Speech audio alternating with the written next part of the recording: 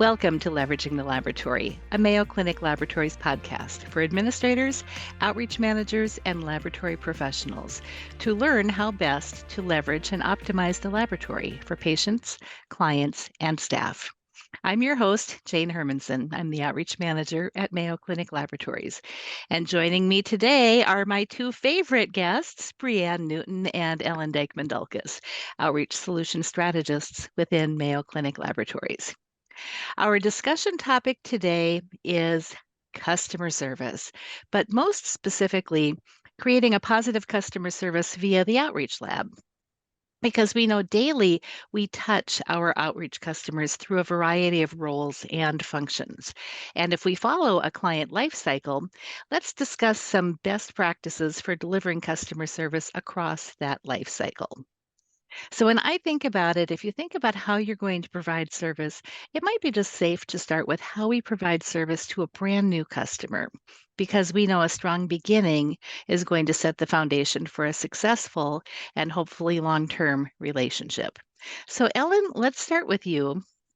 Assuming that the sales process is already complete, customers agreed to use your laboratory, what would you suggest as a first step to get that relationship off to a great start? Oh, that's a good question, Jane, and I'm asked that quite a bit. And I think for me, it's actually a two-step process. If I've never met the client before, and I'm assuming I've been involved in the sales process as the outreach manager, but sometimes the sales force is separate, I would go and I would meet the client. I would sort of walk through what the expectations are or the not expectations, but we want them to be successful within the laboratory once we receive a specimen from them. So I'd do some onboarding, maybe a train the trainer, or maybe meet with the physician and go over like how to fill out a form and how to access the online handbook. And I really want to introduce myself as the point person for all their issues. Some clients are easier to work with than others, and it's not that clients are difficult; it's that they're very busy managing their day-to-day operation. So if they have one phone a friend, then I want to be that person to walk them through the training, education, onboarding, and even, follow-up visits after. Now, I said there were two things because I'd also meet with my operations group back in the laboratory, and I'd want to meet with all of them to explain who the players are of the new business that are coming, explain to them what onboarding I have done with the client. Also tell the operations folks that I want to be their point person should any issues happen that first week or month or until the client is independent and working perfectly. So I really want to be the conduit for both the operations and the client to be successful by being the point person to help mitigate some of those issues that come up. So it sounds to me like you're putting yourself in the middle and I you're am. going to you're going to be everything. So I think that you like to say that the outreach is really the pinch point between the customer and the laboratory. So you've put yourself smack in the middle. Now, in order to communicate all kinds of stuff to the rest of the lab, there's probably a lot of information you need to gather. And Brianne, do you have any thoughts about what the most important data elements there are to actually collect about that customer so everybody knows how best we can meet their needs? Sure. Yeah. And I love Ellen's analogy of, I want to be the go-to gal. I love that because on the customer side, I've got a new lab or a new, things happening, busy office, all this. I don't want to have to remember all these different people for whatever problem. It's like, no, this is my person. I know to reach out to my person and they'll take care of whatever I need, which is wonderful, and I love that. And I think that can be very successful for clients. Now, bringing one on board on the backside, as we all know, it takes many moving parts to get a successful launch of a customer and welcome them into the fold, hopefully as seamlessly as possible. So inside of that, it's good to collect as much information as you can about the client and almost create like a dossier or a report card on all the different parts and pieces, because when you take that back, it won't be you that's handling everything. There's going to be other people relying on that information and the gathering of that information through you. So the Mayo outreach team, I could only speak for us, but we actually have a client client intake or customer intake form that is designed to capture all of that. If you were to create your own, some of the things that I would recommend putting on there would be just starting with basic information. When are they open? What days are they open? Who's in charge? That kind of stuff, but moving through all the different elements. So for test results, it's going to be very important to capture the right contact information when there is a critical. These are going to be customers, most likely they're going to close unless you're dealing with hospital customers. But if it's a provider location or something similar, you might actually have a place that shuts down at night. How do I pass on a critical, result? And so capturing that, how is the billing going to work? Is it going to be third-party billing? Is it going to be client billing? What's that arrangement so that your billing team knows exactly how to set them up? Your phlebotomy and supplies. What are these different situations so that when someone looks at this report that you bring back, they can envision exactly from their part of the, their piece of this whole is this is what that client's going to need. And then the ongoing, how do we get them to continue to be renewed in supplies, or, I'm going to have another phlebotomist on my team that's going to be located here and to take care of. And then I'd say the last piece, and maybe one of the most important besides criticals, is the IT portion. That is what actual electronic equipment is the customer responsible for and what is the outreach responsible for, and making sure to get that on hand or always have some on hand so it can be deployed in a timely manner, so they're not sitting there waiting on a monitor from you or a label printer or whatever, and that's holding up service. So having a client intake form and developing one can be really valuable, not only for yourself to put together the whole picture of the client, but also you can then take it back to where you are and disseminate it to all the different functions and all the different parts that need to know their little piece for that customer success. So I think that's great, because from Ellen's perspective, she's come in and she said, hey, I'm your person, call me, I want to get everything straight. And then what you're talking about, though, is getting all of the information so that everybody is aligned really on both sides, from the customer perspective and the lab perspective, so we really understand. And there's nothing worse than 5 o'clock in the afternoon, somebody calls in a panic, my barcode printer's out of labels, my barcode printer broke down, and there's no mechanism to actually take care of that. And those things happen. So when you think about service, it's not just the outreach manager or the salesperson or service person or whatever it is, as Ellen talked about. There are a whole lot of moving parts and pieces, like you said, Brianne. Brianne, from your perspective, who are the different departments or the different functions when you think about everyone who touches a customer and creates a service experience? How many are there? Who are they? It's a hard question to ask and Yeah. a hard question to answer, because I'll use the answer that we give. It depends. It depends. No, there's definitely separated out and delineated functions that need to touch the customer. How many hats one person's wearing to cover those totally depends on the outreach program itself, because sometimes there's a lot of hats, to not go across too many people. But the different parts and functions that I would say definitely is an IT component. And I would even, take what Ellen said, which is fantastic advice, and have kind of a team on site for that customer's launch day.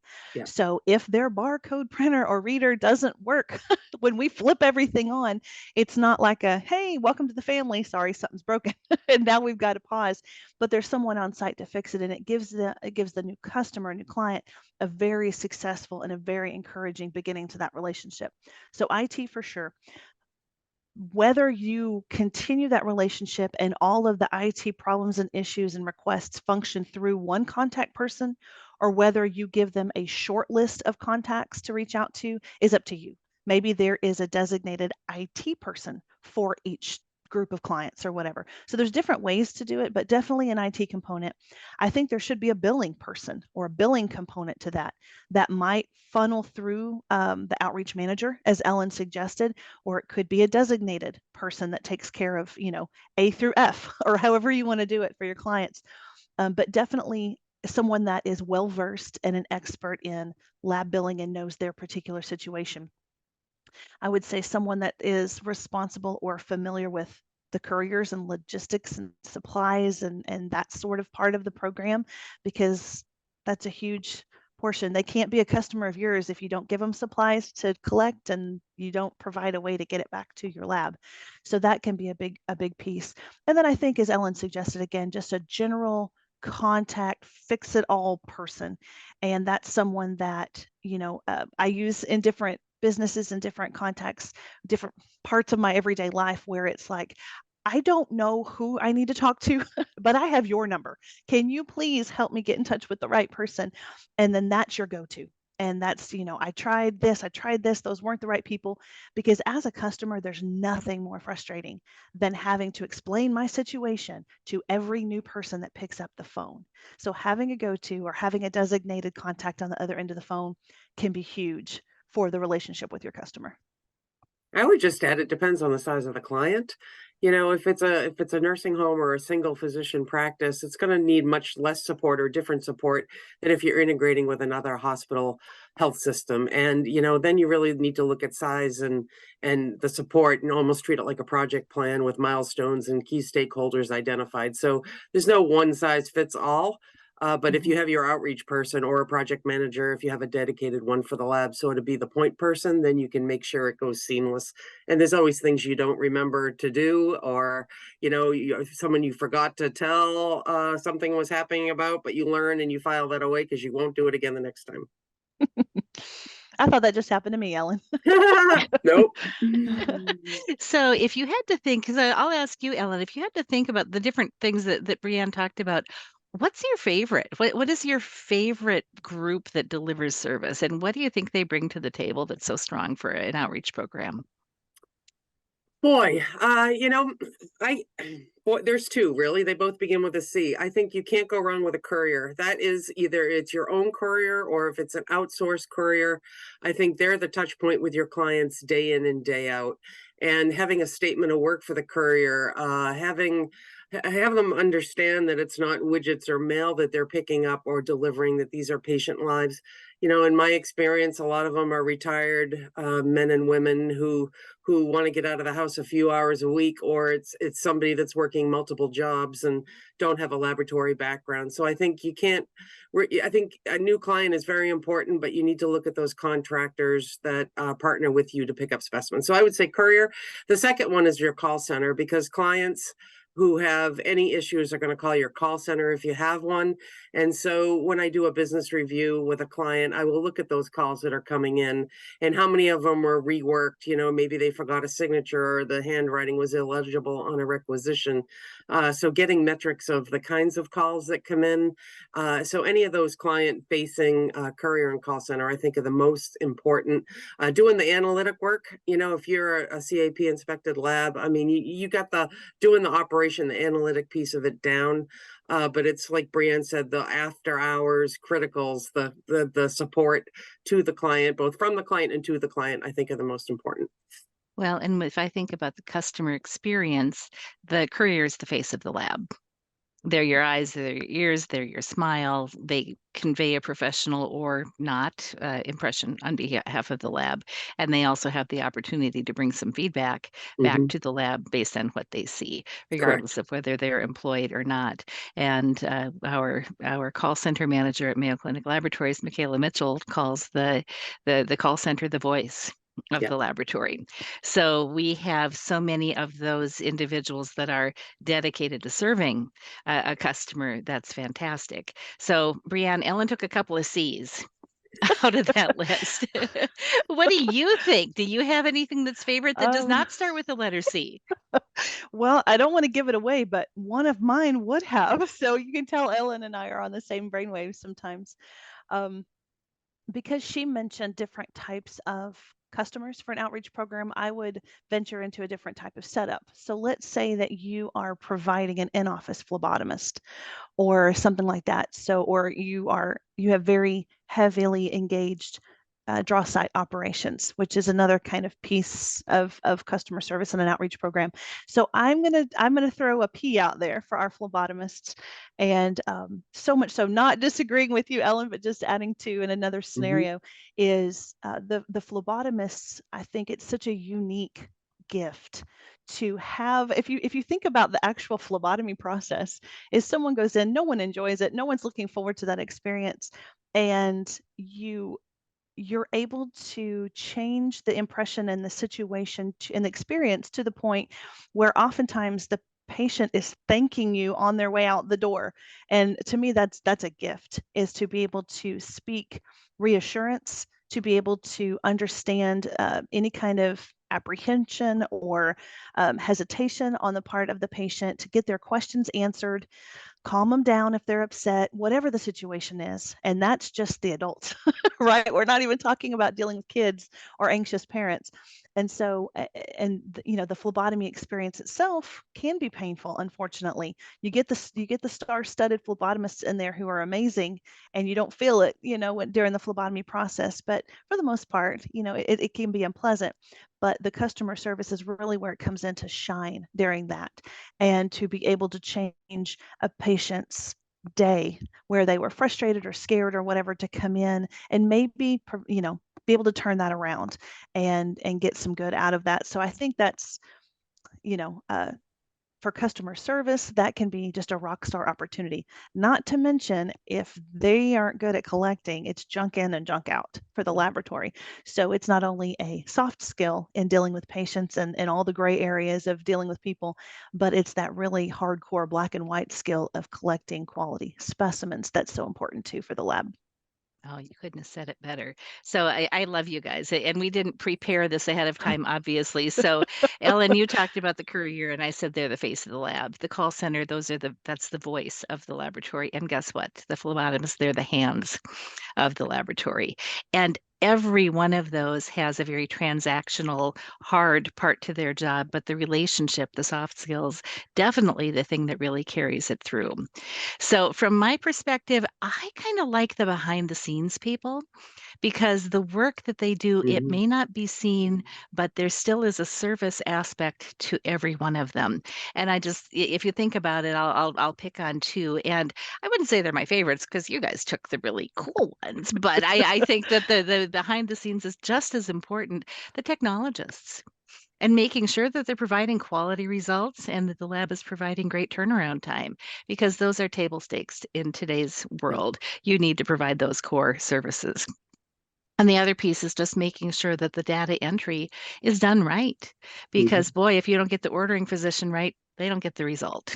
If you have the demographics wrong, you could be having an erroneous result on the patient. If you don't get the billing information entered right, the patient might be getting a bill that insurance should be paying for.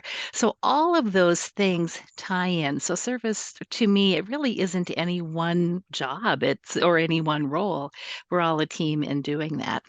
And knowing that we could talk about this for hours, but we won't today, I just want to ask one question. And as you guys both know, Ellen and Brianne, I always like to close with a rapid fire question.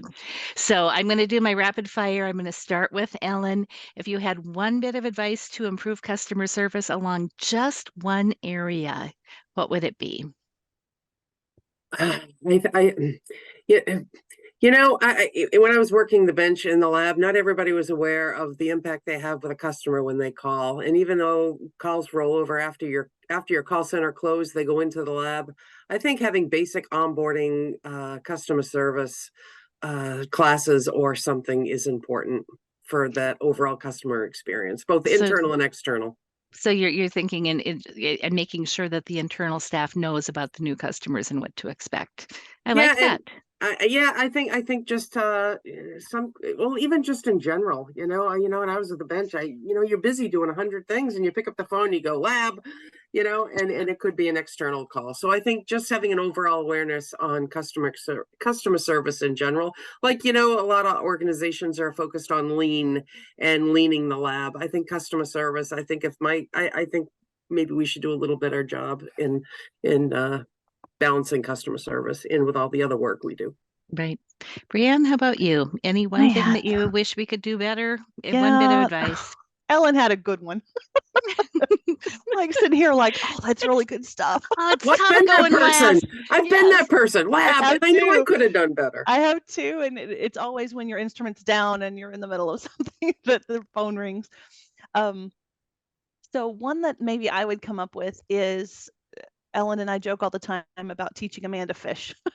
And so that goes back to onboarding your customers, is putting together maybe an FAQ in your examples, steps, and maybe some processes, some sort of a lab reference binder for them, not a test catalog necessarily, because that can change and that's a whole thing with trying to keep that up to date, but just some really good fundamental policies or steps to say, it's very frustrating from the customer perspective when you're trying to get used to something new and it's like, well, oh, what are we supposed to do about this? I don't know, call them.